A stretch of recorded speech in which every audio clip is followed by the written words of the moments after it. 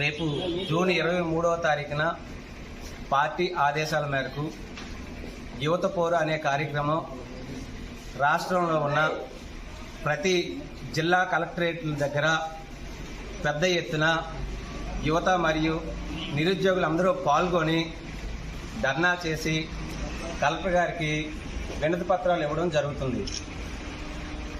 ఈ యువత పోరు అనే ప్రోగ్రాం కోసం పెద్ద ఎత్తున యువతందరూ బయలుదేరి నిరుద్యోగులు బయలుదేరి వెళ్ళి ఈ వినతి పత్రాలు ఇవ్వడం జరుగుతుంది.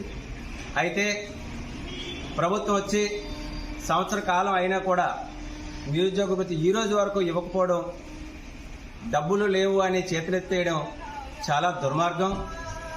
చంద్రబాబు నాయుడు ముఖ్యమంత్రి అయిన తర్వాత ఏవైతే 20 లక్షల ఉద్యోగాలు ఇస్తామన్నారో, నిరుద్యోగ వృత్తి ఇస్తామని చెప్పారో ఇచ్చేటంత వరకు కూడా వదిలిపెట్టే ప్రసక్తే లేదు.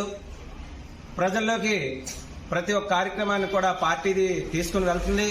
ఆ కార్యక్రమంలో యువతందరూ కూడా భాగస్వాములయ్యి ప్రభుత్వం మీద ఒత్తిడి తెచ్చి ఎట్టి పరిస్థితుల్లో కూడా నిరుద్యోగ వృత్తి ఇచ్చేటంత వరకు కూడా మేము పోరాడుతూనే